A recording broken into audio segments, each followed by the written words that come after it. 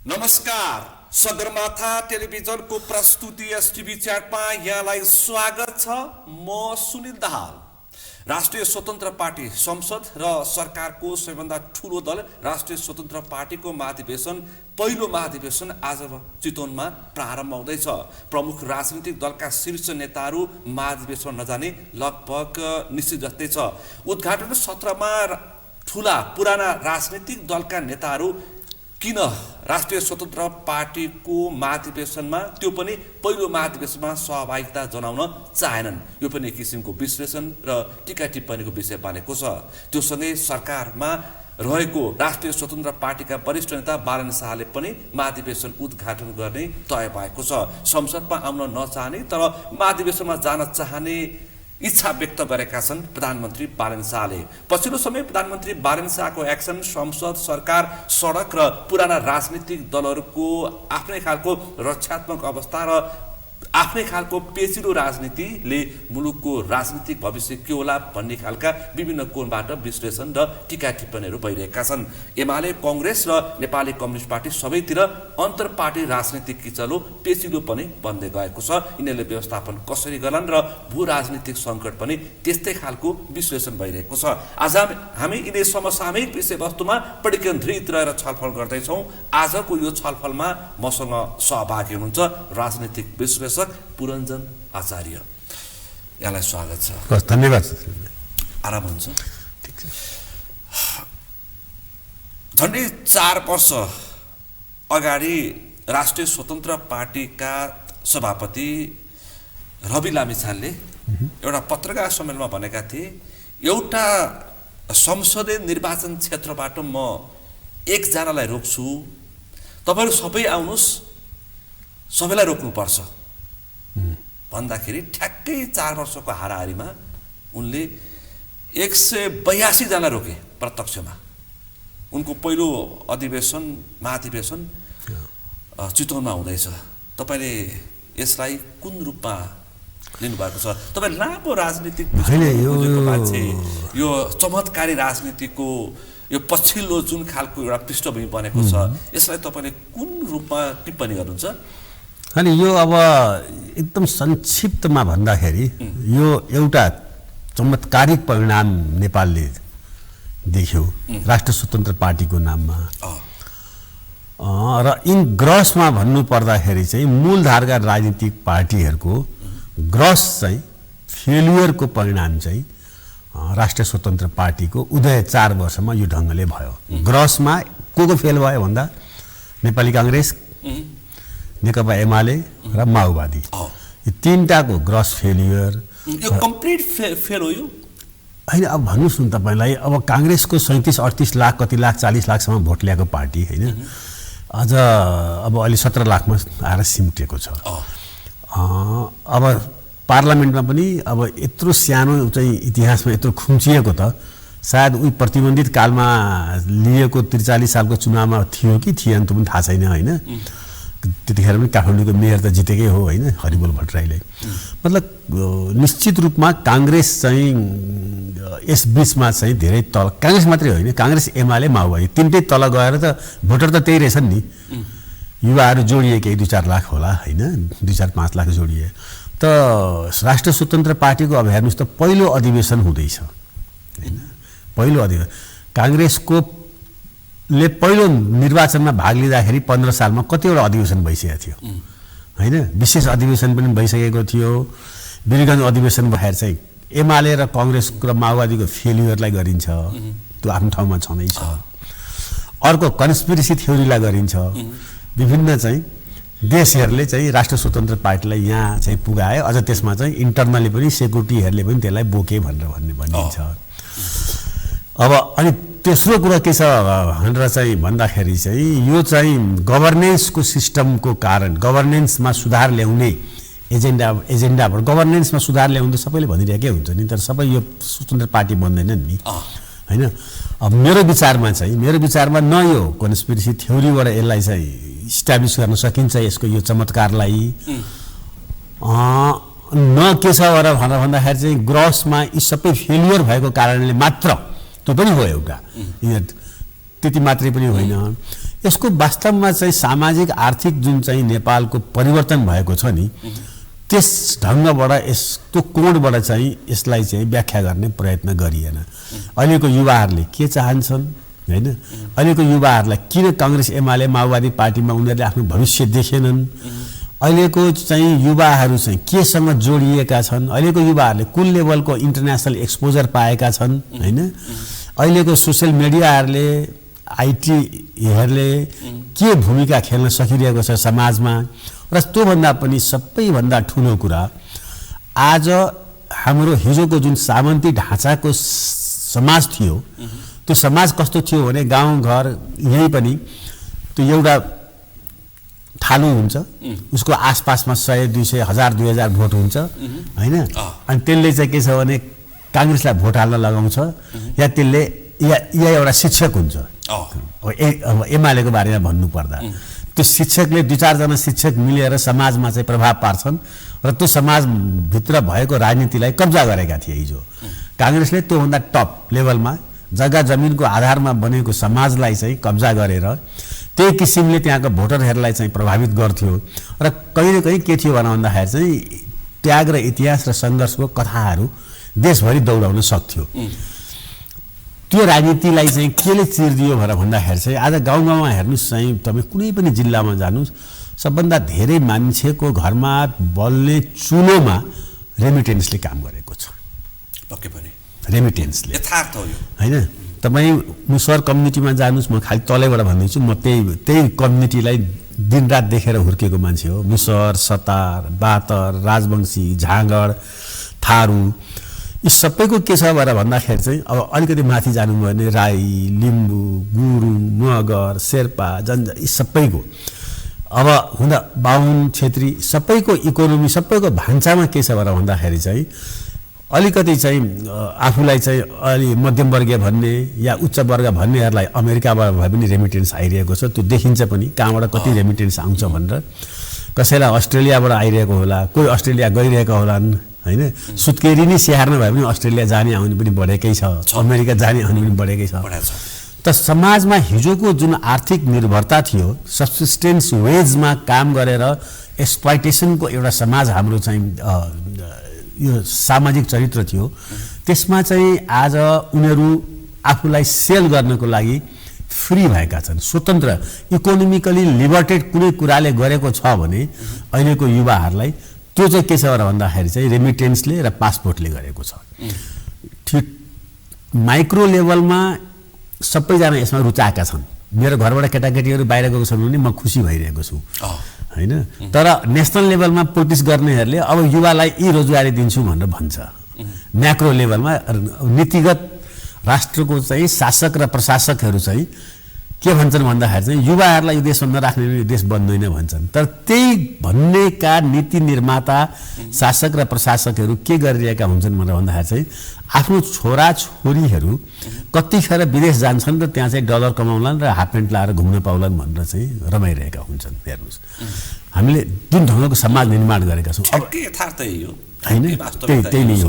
अब भइदियो के भनेर भन्दाखेरि चाहिँ यो चमत्कारिक जुन जित भन्नुभयो या यो आजको दिनमा राष्ट्र स्वतन्त्र पार्टीले सायद चाहिँ त्यो कुरा चाहिँ उसको अधिवेशनमा यसलाई चिरफार के गर्ला भनेर भन्दाखेरि चाहिँ अब आर्थिक रूपले युवाहरू चाहिँ एक ढङ्गले चाहिँ परनिर्भरताबाट मुक्त भए, मतलब धेरै हदसम्म चाहिँ गरिबी पनि चाहिँ सिद्धियो। बिलो पोभर्टीमा अब 18-20% छ हैन। हामी आइए बिए एमए इकोनोमिक्स चाहिँ पढ्दाखेरि चाहिँ झन्डै आधी पपुलेसन त बिलो पोभर्टीमै बाँचिरहेको हुन्थ्यो हैन। त्यो पनि त्यतिखेरको पोभर्टी लाइन र अहिलेको पोभर्टी लाइनमा फरक छ। बेन्चमार्कहरू नि चेन्ज भएका छन् केही। अहिले के हो भन्दाखेरि जब मान्छे हेर्नुहोस् तपाईँलाई चाहिँ आर्थिक रूपले चाहिँ शक्तिशाली हुन्छ, आर्थिक रूपले आफूलाई चाहिँ स्वतन्त्र ठान्दछ, त्यसले चाहिँ आफ्नो पहिचानको खोजी गर्छ।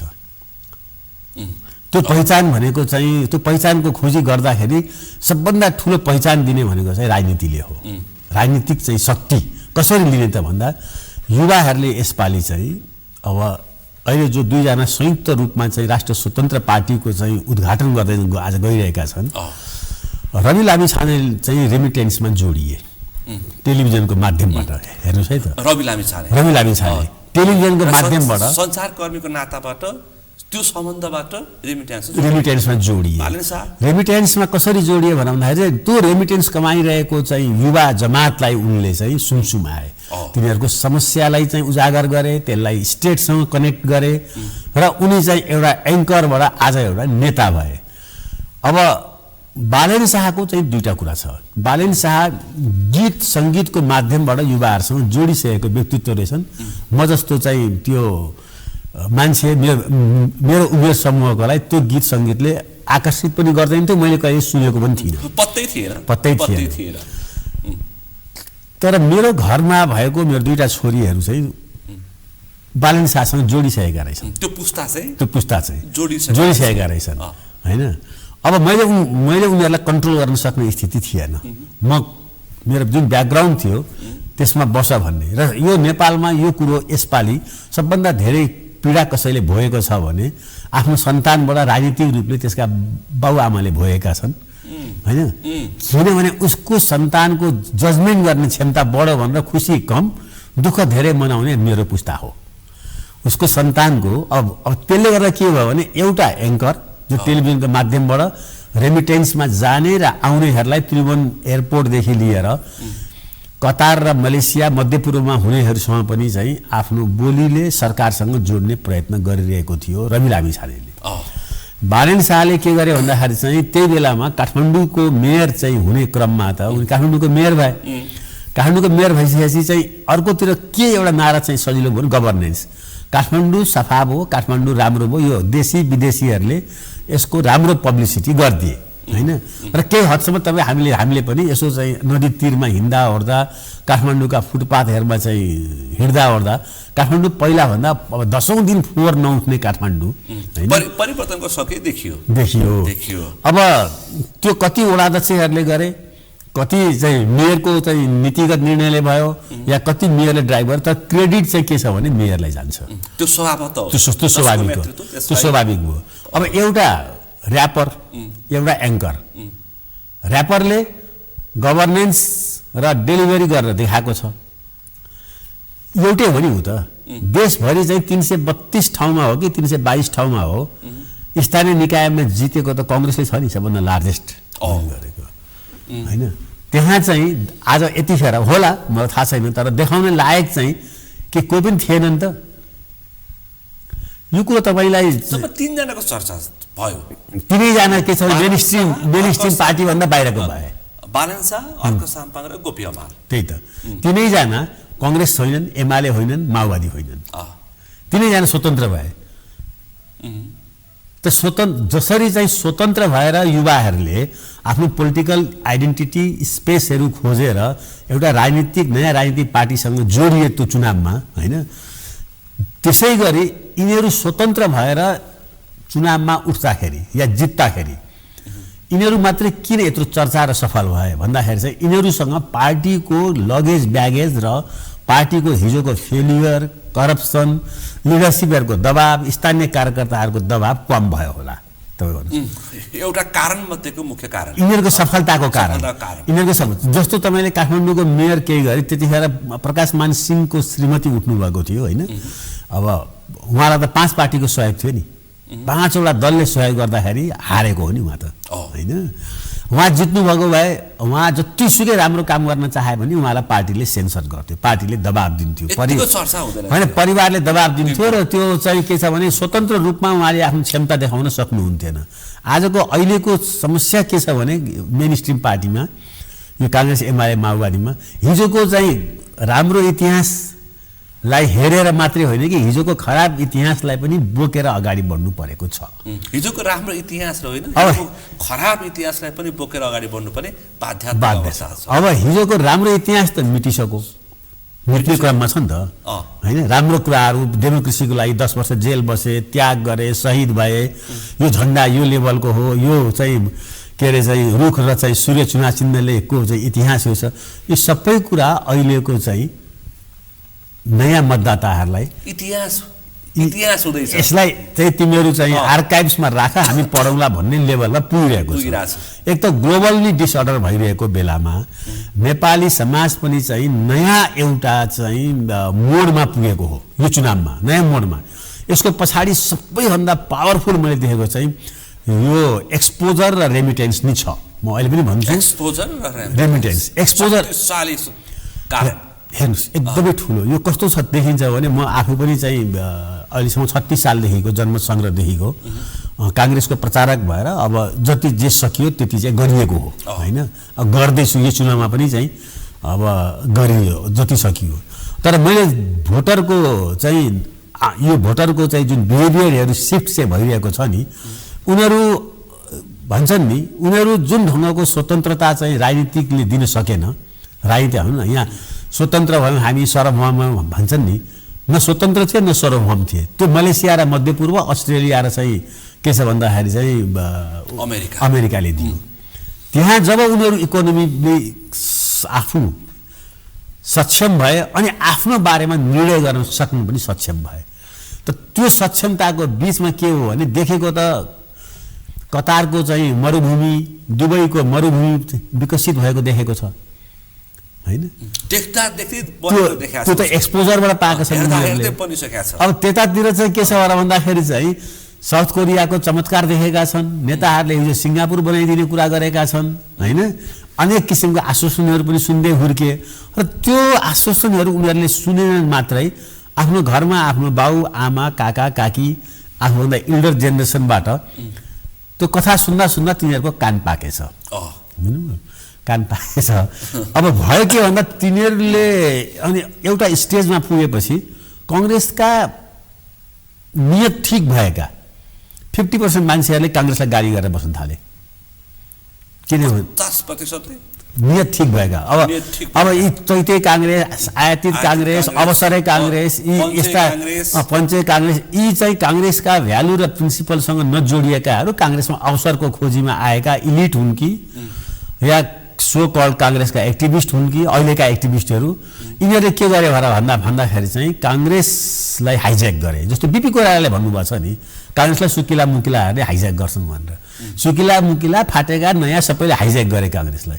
र काङ्ग्रेस के भइदियो भन्दाखेरि चाहिँ र एमाले पनि के भइदियो भन्दाखेरि चाहिँ काङ्ग्रेस र एमाले भित्र एउटा ठुलो साइलेन्स चाहिँ चुप लागेर बस्दिने कम्युनिटी घरमै बस्दियो, जसको नैतिक शक्ति थियो, जो काङ्ग्रेसको लागि त्यो मूल्यको लागि अडिग रहन सक्थ्यो, घरै बस्दियो। त्यसको रियाक्सन देशभरि फेरि सानो छैन, हेर्नुहोस् त्यो ठुलो छ त्यसको रियाक्सन होइन। अब त्यसलाई जगाउन होइन, त्यसलाई उठाउनको लागि काङ्ग्रेस एमाले या माओवादीहरूले, माओवादी भन्नु अस्ति भर्खरको पार्टी एकछिन नमानौँ होइन, माओवादी पार्टी प्रचण्डजी कति वर्ष भूमिगत हुनुभयो के हुनुभयो थाहा छैन, तर पहिलोपल्ट आउँदै त आशा र भरोसा दिलाएर चाहिँ ठुलो पार्टी भएको नि। 120 सिट 64 मा प्रत्यक्ष पहिलो संविधान सभा निर्वाचन। तर के भयो, तर सेकेन्ड थर्ड चुनावमै उहाँ चाहिँ के हुनु भने खुम्चिएर होइन, उही पुरानो उही आफ्नै 48 को जनमोर्चातिर पुग्नुभयो, त्यतितिर पुगे।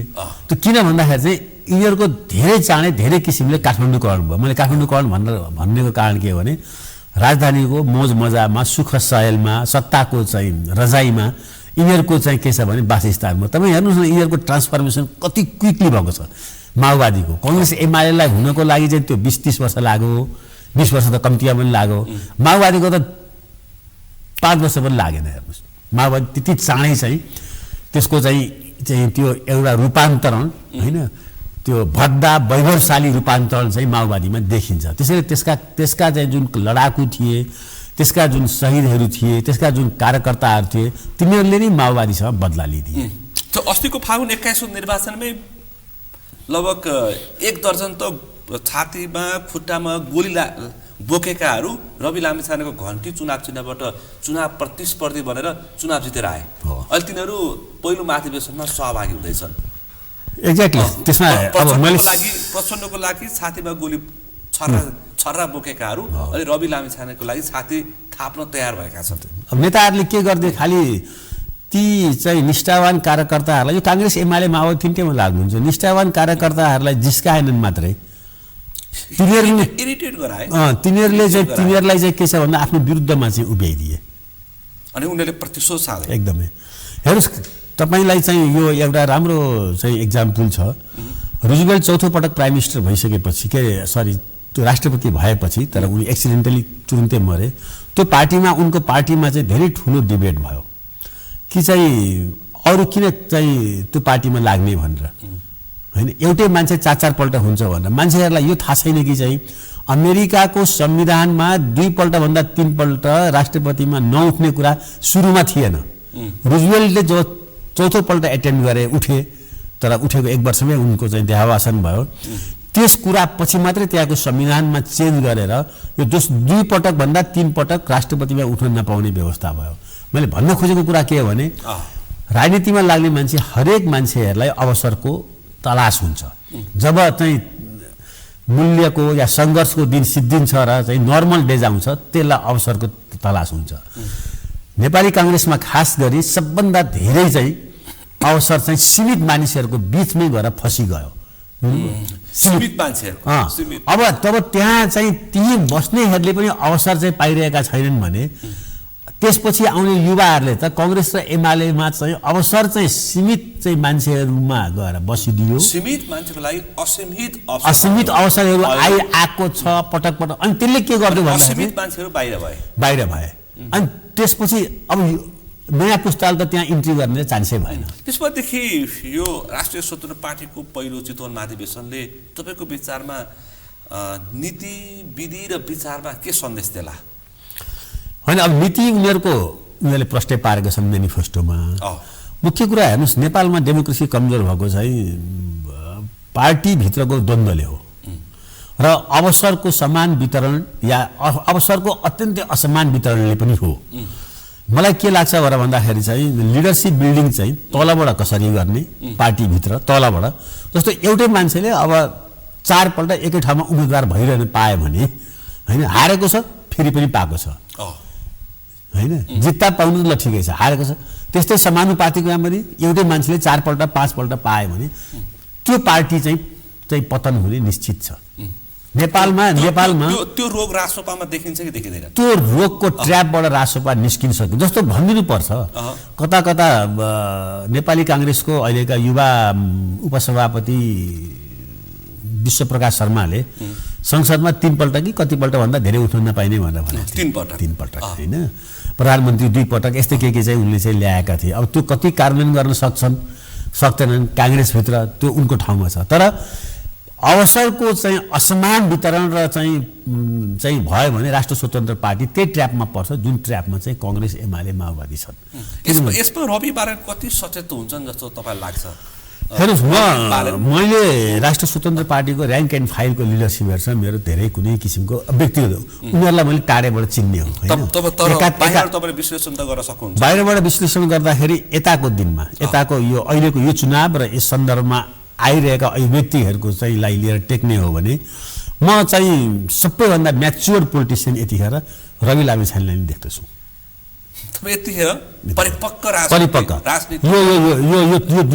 यो 3 महिनाको चाहिँ 100 दिनको आसपासको मा चाहिँ म रवि लामिछानेलाई परिपक्व राजनीतिज्ञ भनेर भन्न म सक्दछु।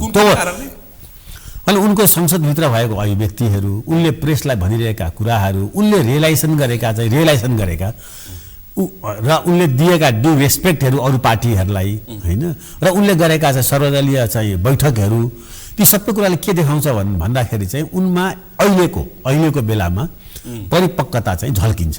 अब भोलि के हुन्छ अब उनले कसरी चाहिँ अब आफ्नो पार्टीलाई चाहिँ कमान्ड कन्ट्रोल गर्छन् कसरी चाहिँ प्रधानमन्त्रीलाई पनि चाहिँ एक ढङ्गले ट्र्याकमा राख्छन् एउटा चाहिँ संवैधानिक ट्र्याकमा राख्छन् र एउटा भू राजनीतिलाई बेचिमा जान दिँदैन। तपाईले भन्नु पर्ने स्वयं प्रधानमन्त्रीलाई कसरी संवैधानिक ट्र्याकमा राख्छन् त्यो जरुरी छ। त्यही समस्या रवि लामिछानेको पछिको लागि भन्दैछन्। त्यो निस्सन्देह त्यो यसपालि उनको चाहिँ यो अधिवेशनले होइन अब अहिले यति हतारमा 100 दिन पनि नपुग्दाखेरि अहिले धेरै आलोचना गर्ने चाहिँ पक्षमा म छैन होइन। किन भन्दाखेरि चाहिँ म यो सरकार 5 वर्ष चलोस् भन्ने पक्षमा छु पहिलो कुरा। किनभने हाम्रो जीवनकालै 5 वर्षको एउटा सरकार नदेखिकन बित्ने भयो भन्ने डर पनि छ होइन। त्यसकारणले गर्दा यो सरकार 5 वर्ष चल्नुपर्छ। त्यसमा अरूको भन्दा पनि सबभन्दा ठुलो भूमिका दुईजनाको त हो, कि रवि कि बालेन। हेर्नुहोस् यो पार्टीलाई त कति चाहिँ सुविधा छ भनेर भन्दाखेरि चाहिँ अहिले जितेर आउने या चाहिँ अहिले भइरहेका सांसद भइरहेका 182 जनाले अरू गुट बनाएर यो दुईटा बाहेक कसैले पनि गुट बनाउँदाखेरि या कसैले पनि व्यक्तिगत हैसियतमा चुनाव जित्न सक्दैन, कसैले पनि सक्दैन। यिनीहरूलाई 3टा चिरा चाहिन्छ, चुनाव चिन्ह घन्टी, यसको क्रेज छ नि फेरि, चुनाव चिन्ह घन्टी अनि रवि र बालेनको इमेज। यो 3टा कुराको समग्र चाहिँ इतिहास भने पनि रियालिटी भने पनि चाहिँ राष्ट्रिय स्वतन्त्र पार्टी हो। त्यहाँ तपाईँ अरू कसैलाई पनि तपाईँ नोटिसमा लिन सकिरहनु भएको छैन, कसैलाई पनि छैन, गाह्रै छ। तपाईँ भन्नु न, कुलमान घिसिङले नेपाललाई उज्यालो त बनाएको हो नि, हो त्यसको शङ्का छ र? कुलमान 18 घण्टाको लोड सेडिङको 18 आज तपाईँ हामी म त उनलाई शानदार मान्छे भन्छु, तर उनले जब चाहिँ घन्टी छोडेर चाहिँ आफ्नो चाहिँ उसमा गए 32 बल्ब चुनाव चिन्ह बोकेर फेरि फर्किए, उनले चुनाव जिते। उनले मात्रै नजितेको होइन, उनको पार्टी कहाँ छ आज कसैलाई थाहा छैन।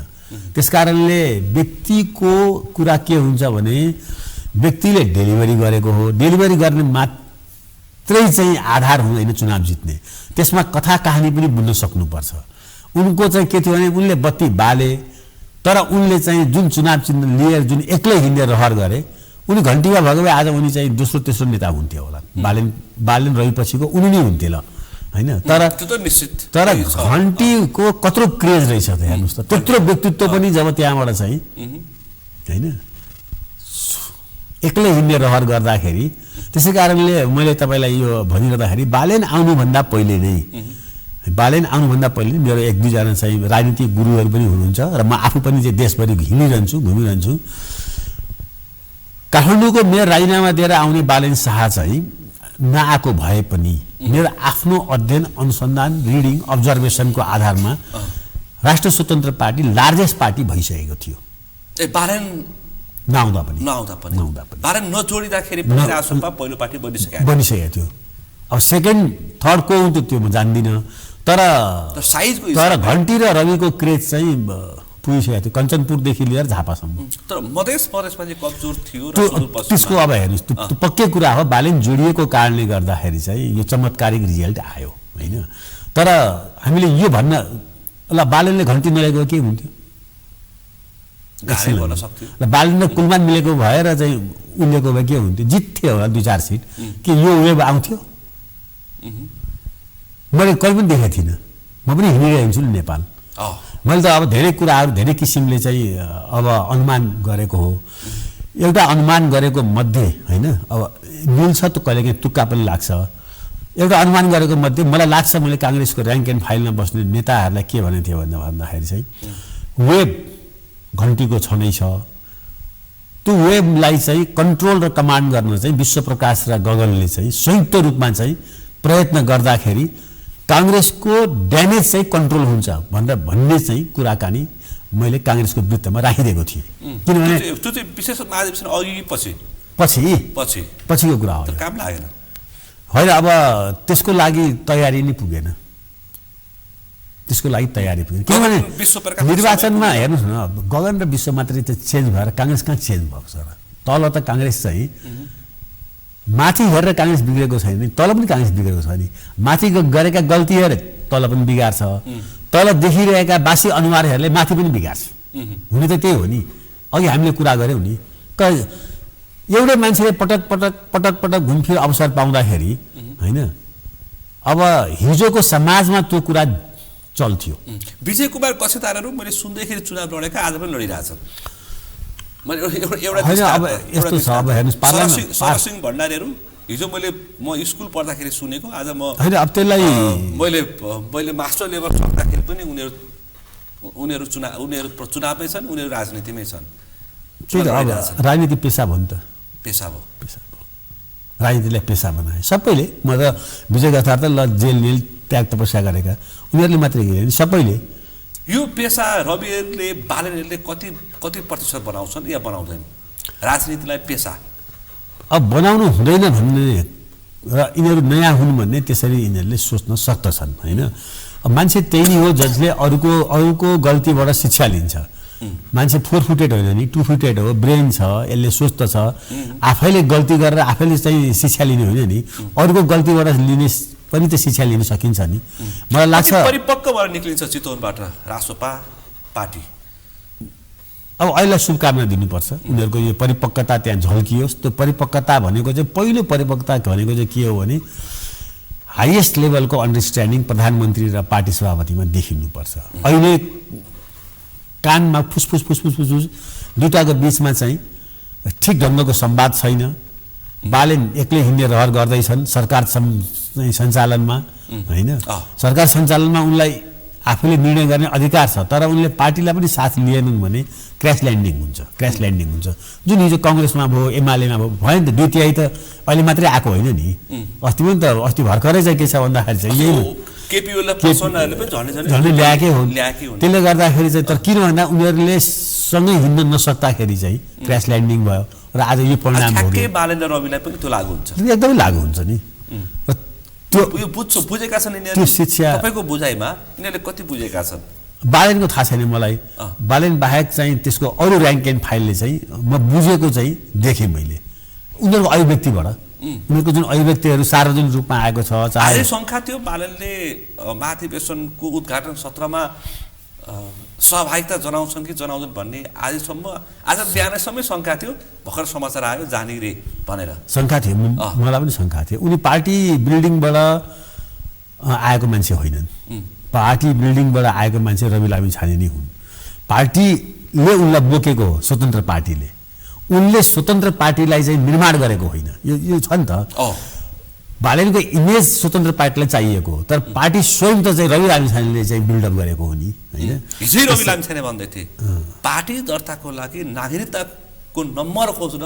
मलाई साह्रै कठिन भयो होइन त उनले त पार्टी दर्ता गर्ने सन्दर्भमा त घन्टी पनि चुनाव सुन्ने लिइरहेका थिएनन् नि 2 दिन त त्यसैमा टाइम लागेको थियो होइन निर्वाचन आयोगमा उनले सायद अरूमै केही लिनु खोजेका थिए किन घन्टीमा कता कता धार्मिक चाहिँ आस्थाहरू जोडेर आउने हो कि या यो त सेकुलर होइन कि भन्ने पनि हुन्छ नि अनि अर्को कुरा एउटा अमेरिकन पार्टीको पनि चुनाव चिन्ह घन्टी रहेछ भोलि त्यो खालको त्यस्ता अनेक शङ्का उपशङ्काहरू चाहिँ आउँछन् फेरि तर लिडर त्यही हो जसले ती सबै शङ्का उपशङ्कालाई चिरेर भनेपछि चितवनबाट हामीले भन्यो विचार विधि र सिद्धान्तमा जसरी अन्य पुराना पार्टीहरूले कटाक्ष गरिरहेछन् रविलाई र रविको पार्टीलाई त्यसबाट मुक्त हुन्छन् यिनीहरू मलाई लाग्छ अब विचार नेपाली समाजमा अब राजनीतिक विचार भन्दा पनि यो विचार चाहिँ के हो त रवि र बालेनको विचार के हो त रवि र बालेनको विचार चाहिँ के हो सुशासन मात्रैले त पार्टी टिक्दैन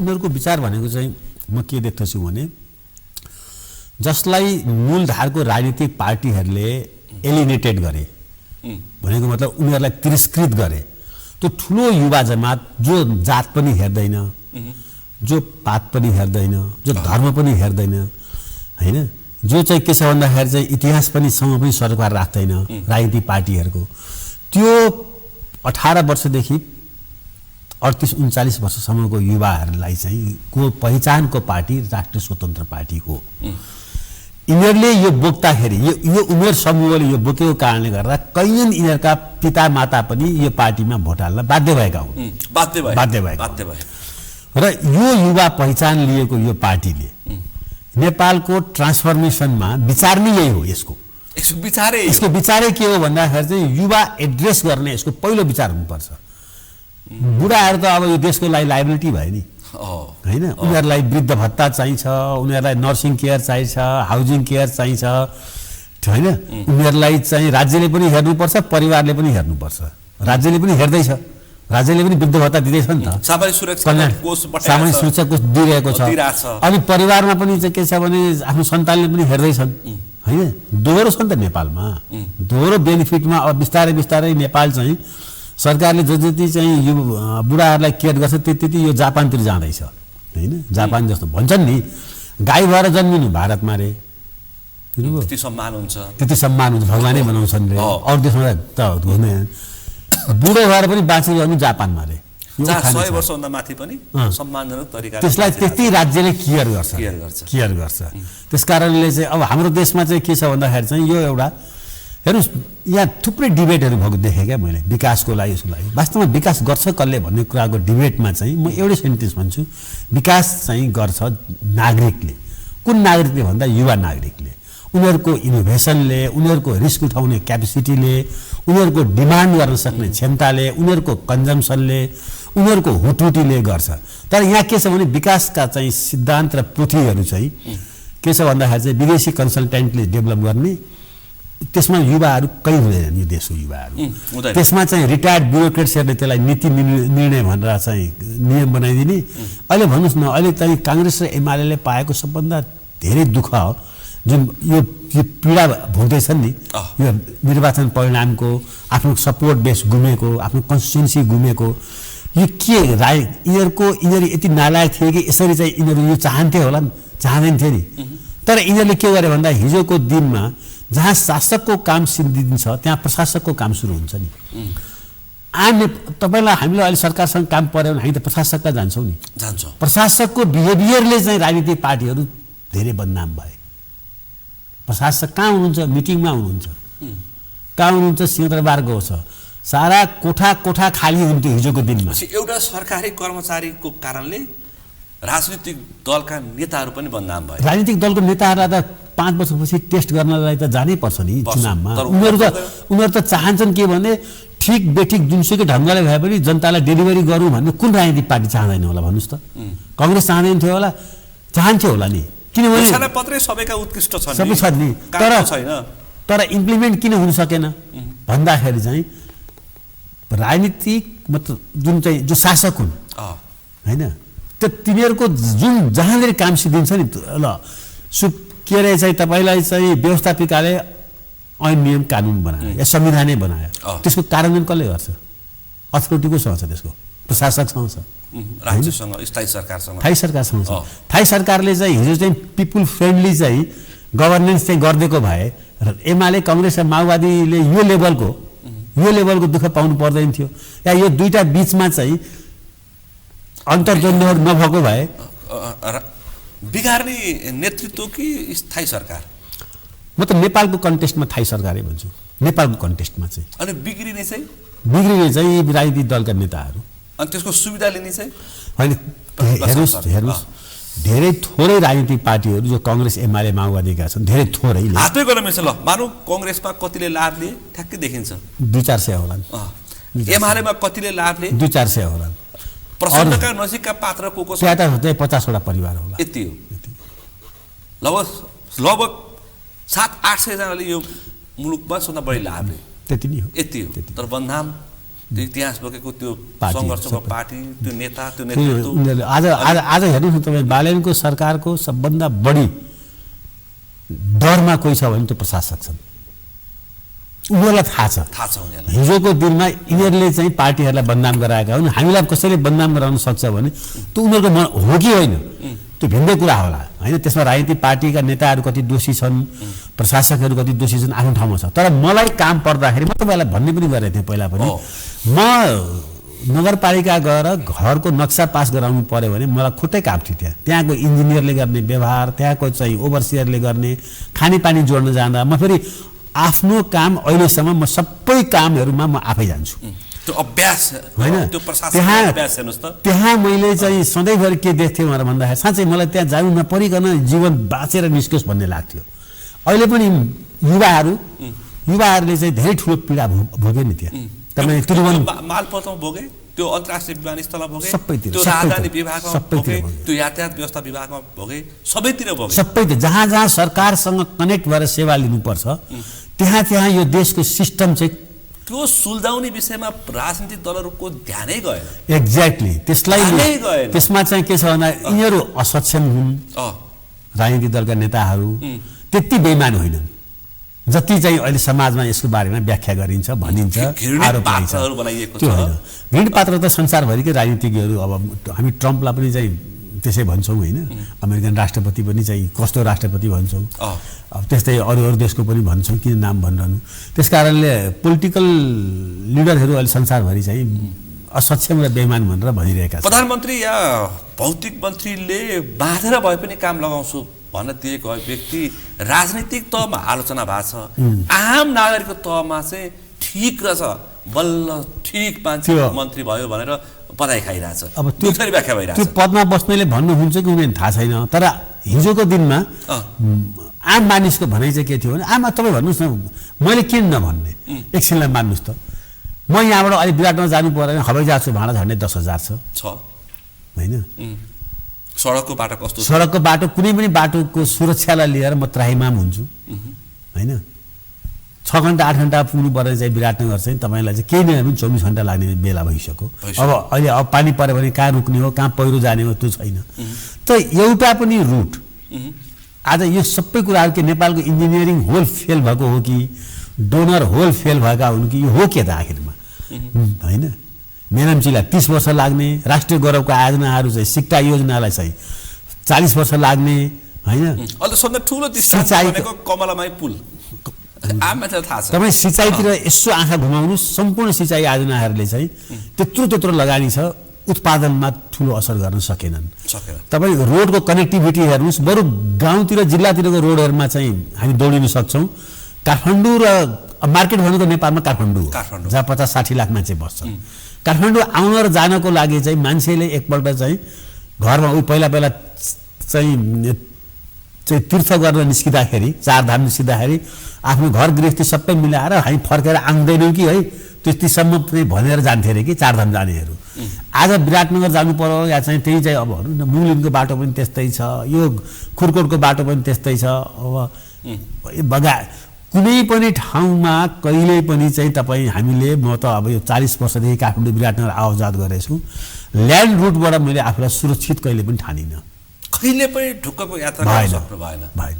अनि सुनिल लम्साल पूर्वाधार मन्त्रीले खुट्टा भाँचेर भने पनि काम लगाउँछ भन्दाखेरि पब्लिकले बधाई दिइरहेछन्, पब्लिकको भावना कनेक्ट भयो क्या त्यहाँ भइरहेछ। त्यो उनको मर्यादाभित्र पर्छ, त्यस्तो बोल्नु हुन्छ हुँदैन आफ्नो ठाउँमा छ। तर आजको अहिलेको पब्लिकलाई, अहिलेको जो आम पब्लिक, युवा पब्लिक छ, जो दिनरात त्यसमा पीडा भोगिरहेको छ, ड्राइभर होस् कि खलासी होस् कि त्यो बसमा चढ्ने मानिस होस् कि, त्यसको भनाइ के छ भने यस्तो गर्नलाई त खुट्टै भाँच्नु पर्ने हो भन्छ। अनि त्यो आरोप चाहिँ ठेकेदार र इन्जिनियरहरूमाथि लाग्यो। ठेकेदार, इन्जिनियर र कर्मचारी, सरकारी कर्मचारी, आयोजना प्रमुखहरू। अनि मिसन मान्छेहरू एउटा कुरा गरिरहेछन्, आम मान्छेहरू फेरि अर्कोतिर छ। अनि यो त अब फेरि ठुलो ग्याप छ। आम मानिसको भावना नबुझ्दाखेरि काङ्ग्रेसले काठमाडौँमा सबै कुरा सबै ठाउँ जित्छ भन्थे यहाँ होइन, एक ठाउँ पनि जितेन। तपाईँ हामी यही कुरा गरेको ठाउँमा यहाँ त अब सोलिड भयो भन्ने पनि मेरै साथीभाइ इष्टमित्रहरू थुप्रो थिए यही ठाउँमा।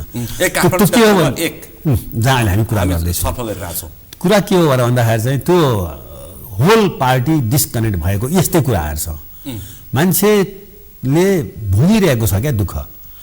सरकारले जब तथ्याङ्क देखाएर र चाहिँ यति 1000 किलोमिटर बाटो बन्यो, यो आएपछि भन्छ नि, र जब मान्छे त्यो पढ्छ, त्यो सुन्छ सरकारको तथ्याङ्कहरू, त्यो चाहिँ बाटोमा हिँड्दा मिथ्याङ्क भइरहेको हुन्छ। किन उसले त्यो देखिरहेको हुँदैन, भोगिरहेको हुँदैन होइन।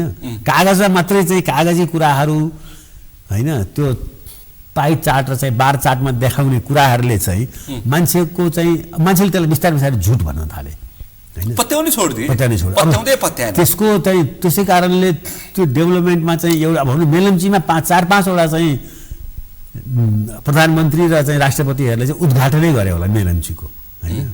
मेलम्चीको पानी अब आयो भने छ, फेरि खोलेको छ, फेरि सिंहदरबारमा पनि गरेको छ। मतलब यो उद्घाटन मात्रै गरेछ, पानी आएको छ। यो डिस्क्रेडिट अहिले त आइरहेछ है, आएको कुरा आएको पनि भन्नुपर्छ। अहिले त मका आइरहेछ, त्यति चाहिँ भन्दछु। असार भइ रोकिन सक्छ। अब तर नेताहरूले आफैले चाहिँ 10औँ पल्ट त्यसलाई उद्घाटन गरेर पानी चाहिँ खोलेको देखाएर जग हँसाए नि, जग हँसाए नि। आज ठ्याक्कै उसले के भनेछ, कतातिर मैले पढेँ, अहिलेको प्रधानमन्त्रीले पानी होइन, अब सिंहदरबारभित्र मेलम्चीको पानी नै खाने हो, बोतलको पानी ब्यान गर्नुपर्छ, त्यो पानी सप्लाई गरेर भनिरहेछ उसले। तिनीहरूलाई उसले टास्क फोर्स दिएको छ। यो हो गभर्नेन्स। स्कुल होइन, पढाउने स्कुल चाहियो होइन। हस्पिटलको बिल्डिङ होइन, हस्पिटलमा उपचार हुनु पर्यो। हैन। नागरिकलाई चाहिएको त्यो नागरिकलाई त्यो चाहिएको छ नि, हस्पिटल छ के भयो सो वाट, त्यत्रा संरचना छन्। खानेपानी होइन, खानेपानी साँच्चै खाने नाम चाहिँ खानेपानी, अनि पानी सप्लाई हुन्छ, त्यसलाई उमाल्नुपर्छ, ठन्डाउनुपर्छ, अनि खानुपर्छ हैन। त्यही त्यो चाहिँ छ नि हैन।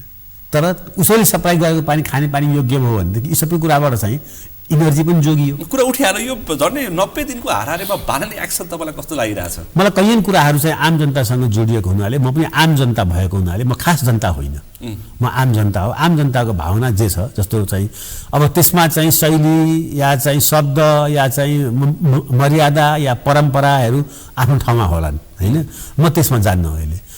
तर म के जान्छु भने खानेपानी भएको खानेपानी हुनु पर्यो, कलेज भनेको कलेज हुनु पर्यो, त्यहाँ पढाइ हुनु पर्यो, हस्पिटलमा उपचार हुनु पर्यो।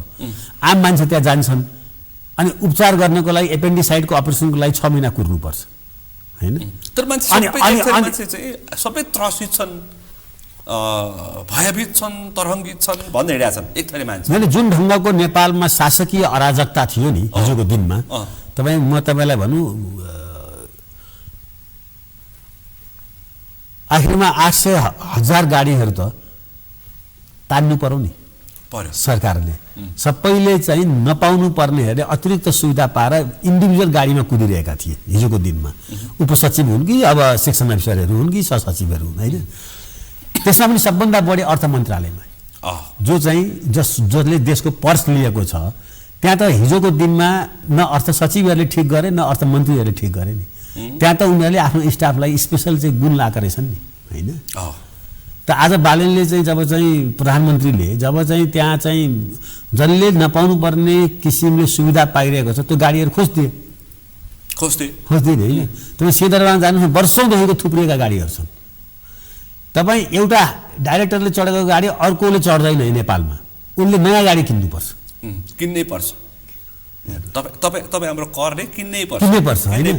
त अहिले अलिक यो पाटोमा अब भू राजनीतिमा के भयो होला, संसदमा उनको अनुपस्थितिको कारणले प्रधानमन्त्रीले चाहिँ के गर्नु पर्थ्यो, यो सबै डिबेटको विषय हो। तर यो अराजक समाज थियो नेपालको, छ अहिले पनि छँदैछ।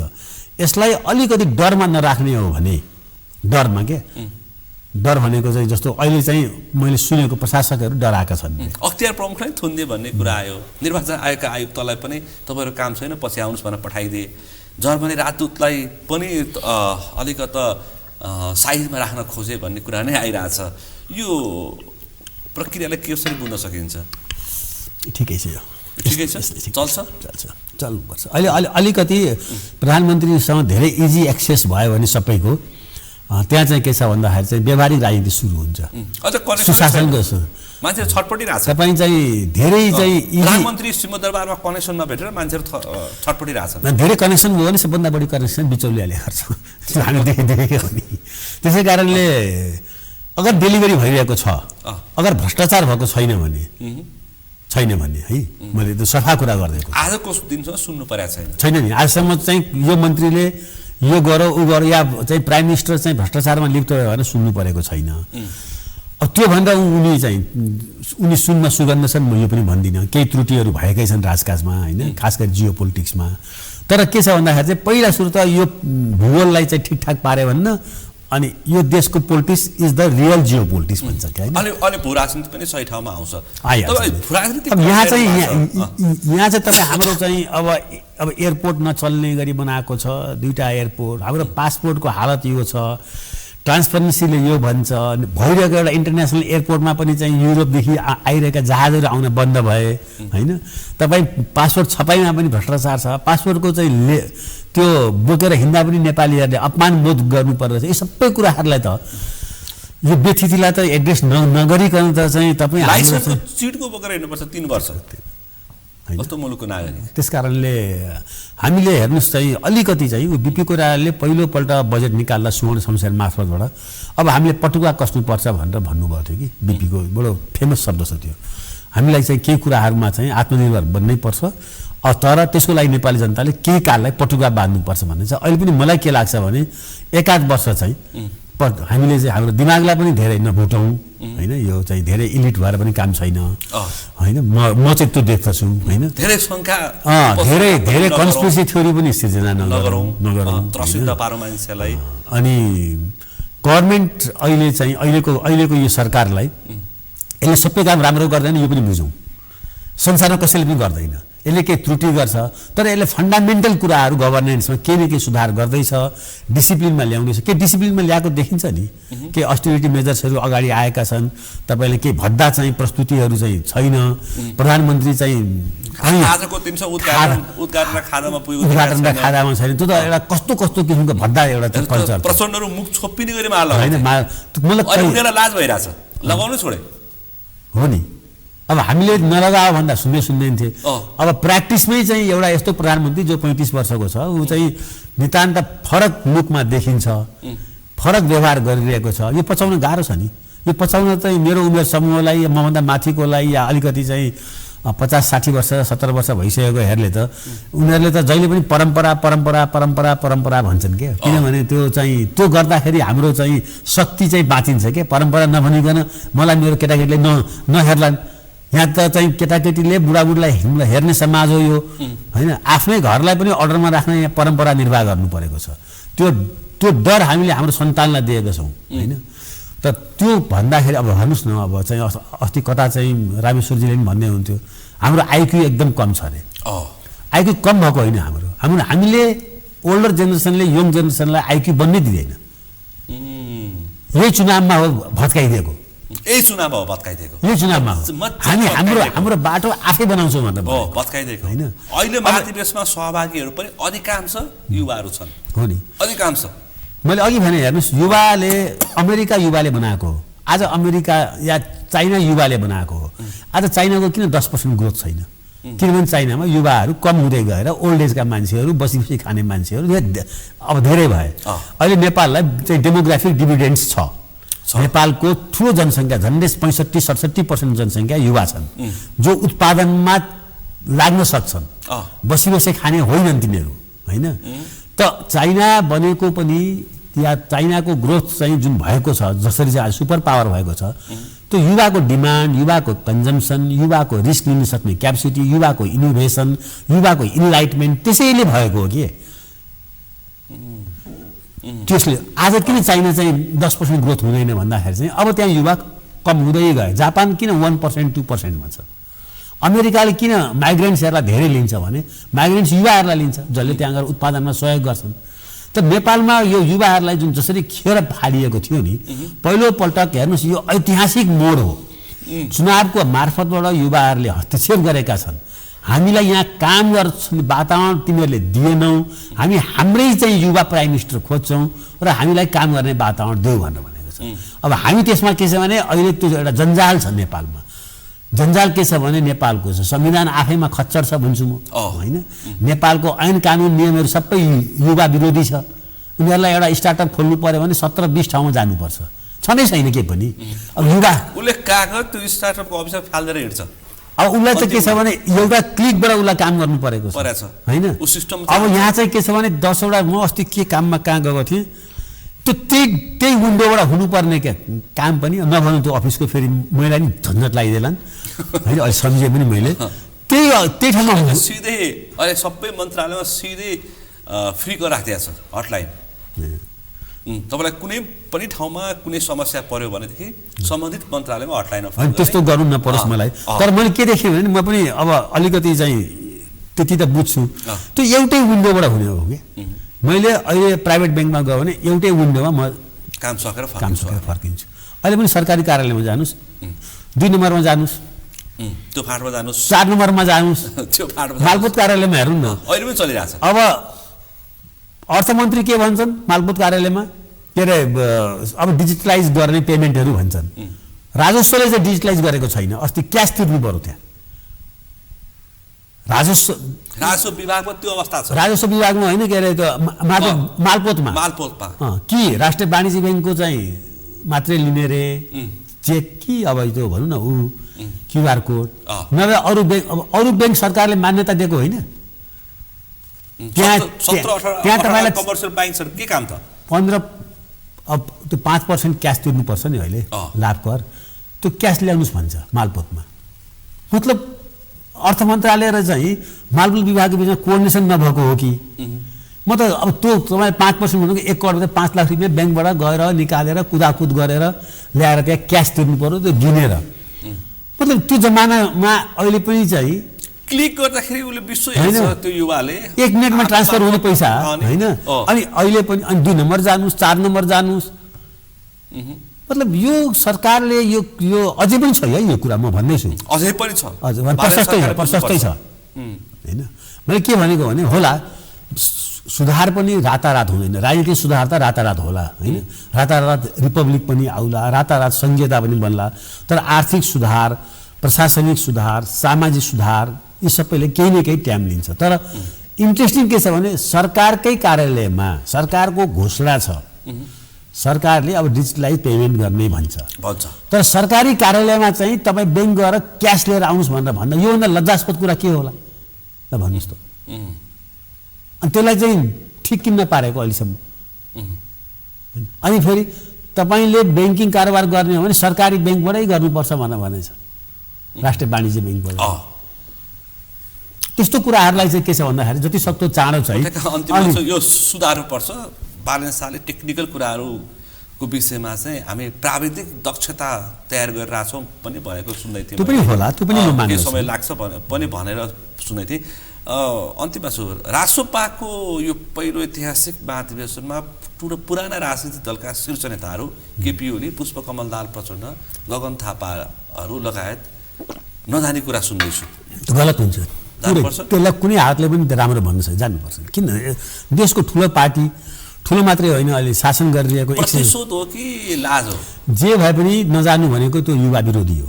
मैले प्रतिशोध हो कि लाज हो? त्यो त्यही चिज भोलिको स्थानीय निकायमा चाहिँ चुनावी अभियान बन्न सक्छ।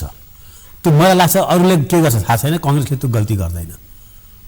सायद गगन थापा फेस जानुपर्छ। त्यहाँ सामूहिक सञ्जालमा देख्दै थिएँ, यदि गगन थापा आउने हो भने रवि लामिछानेको प्रमाण बोकेर आउनुपर्छ भनेर मैले सामूहिक सञ्जाल। त्यो नितान्त व्यक्तिगत कुरा। राज्य सञ्चालनमा कोही पनि पर्मानेन्ट शत्रु, कोही पनि पर्मानेन्ट मित्र हुँदैन। राज्य सञ्चालनमा चाहिँ सबै शत्रु हुन्छन्। फेरि त्यसैमा खास गरी नेपाली राजनीतिको पार्टीहरूको कल्चर के छ भन्दाखेरि चाहिँ सानोभन्दा सानो पार्टीमा पनि को महादेशमा पनि आफ्नो प्रतिनिधि पठाउने यो संस्कार छ, यो संस्कृति छ। आज त्यसैले नेपालमा डेमोक्रेसी पनि चलिरहेको छ। अब अहिले यत्रो ठुलो पार्टी जो सत्तामा पनि छ होइन, संसारले पनि यसलाई चाहिँ एक किसिमले स्याबासी दिइरहेको छ नि होइन। त्यो पार्टीको महाधिवेशनमा अगर ती महाधिवेशन गर्नेहरूले बोलाउँछन्, स्वतन्त्र पार्टीले बोलाउँछन् र कङ्ग्रेस एमाले जान्छन् भन्ने जाँदैनन् भन्ने कुरा मलाई प्रत्याश लाग्दैन। दोस्रो तेस्रो पुस्ताका होइन त्यस्तो जाने, अब वर्षमान पुन जाने एमालेको पदाधिकारी नजाने, प्रदीप गेवाली जाने जस्ता कुरा सुन्दैछु। अब कतिपय त के छ भने कसैको स्वास्थ्य खराब होला के होला, तर मलाई के लाग्छ भन्दाखेरि चाहिँ दुईवटा, एउटा हाम्रो यो चाहिँ किनभने यहाँ पार्टी सिस्टम छ, कसैलाई के छ भन्दाखेरि चाहिँ निषेधको राजनीति नगरेको यो अवस्था पनि छ। निषेधको राजनीति हिजो गर्न खोज्दाखेरि मैले भनिरहेको थिएँ यो इन्डिभिजुअल ल एन्ड अर्डरको इस्युलाई पार्लियामेन्टको इस्यु बनाउँदा रवि लामिछाने नेता हुन्छन् भनेर काङ्ग्रेसका नेताहरूलाई अहिलेको सभापतिलाई पनि मैले भनेको। ओली त्योबा प्रचण्डले नै रवि लामिछानेलाई नेता बनाए पक्कै हो नि। तपाईँ तिनीहरूलाई चाहिँ त्यसरी खेद्नुभयो भने कसैलाई पनि त्यो नेता भइहाल्छ नि। किन जनताले चाहिँ त्यो रुचाउँदैनन् होइन। जनताले यिनीहरू सङ्गठित रूपमा आफ्नो सत्ता जोगाउनुको लागि खेदिरहेका छन्, वैकल्पिक सत्य आउन दिँदैनन्, युवाहरूको पार्टी बन्न दिँदैन भन्ने भइसकेपछि त जे हुनुपर्ने हो त्यही परिणाम आएको त हो। 19मा पञ्चायतकालमा त्यत्रो पञ्चायतमा त्यत्रो ज्ञानेन्द्रको शासनकालमा खेदिएका नेताहरूले उनले प्रतिशोध साध्दाखेरि यिनीहरू प्रति उत्पादन भएको हामीहरू भन्न किन बुझ्न सक्दैनन् यिनीहरूले? सत्तामा अंशियार दिन चाहँदैनथे। 2-3जनाले मिलेर त सत्ता चलाइरहेका थिए। तपाईँ हेर्नु न यताको 20 वर्ष शेरबहादुर प्रचण्ड र चाहिँ ओलीजीको सत्ताको अंशियार हेर्नुहोस् तपाईँ 30% जस्तो छ होइन। त्यसमा अब यो नयाँ अंशियार त गाह्रो हो नि त स्वीकार्न। कति गाह्रो तपाईँको बुझाइमा कति गाह्रो भइरहेछ गगन थापालाई अनि विशेष गरी केपी ओली र पुष्पकमल दाहाल प्रचण्डलाई कति गाह्रो भइरहेछ अनि यो सत्ता देखेर?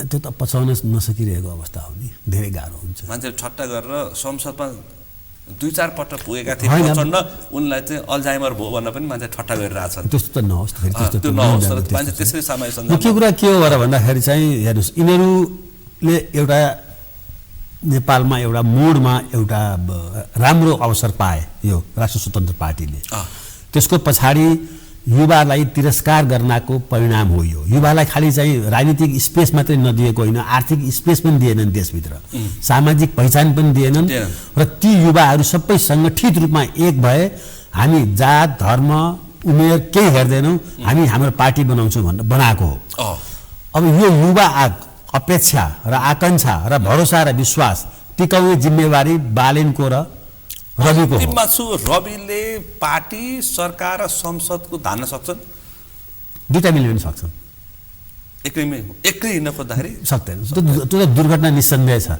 ठ्याक्कै समय सक्यो समय र सम्वादलाई आभार व्यक्त हस्। गर्न चाहन्छु आज हामीले विशेष गरी राष्ट्रिय स्वतन्त्र पार्टीको पहिलो अधिवेशन र त्यसमाथि टिप्पणी र विश्लेषण गऱ्यौँ र त्योसँगै विचार विधि र सिद्धान्त कसरी आउँछ रासोपा चितवनबाट र पुराना राजनीतिक दलको पनि हामीले केही पुराना कुराहरू खोतलेर टिप्पणी र विश्लेषण गऱ्यौँ र समग्र सरकारको पनि केही टीका टिप्पणी र चासो र परिचासो गऱ्यौँ आज हामीले यिनी विषयवस्तुमा बढी केन्द्रित रहेर छलफल गऱ्यौँ आजको यो छलफलमा मसँग सहभागी हुनुहुन्थ्यो राजनीतिक विश्लेषक पुरञ्जन आचार्य आजको विषय प्रसङ्ग यति नै भोलि अर्को विषय प्रसङ्गका साथ एसटिभी च्याटलोनी बाचा गर्दै म सुनिल दाहाल पनि बिदा चाहन्छु सगरमाथा टेलिभिजन हेर्दै गर्नुहोला नमस्कार।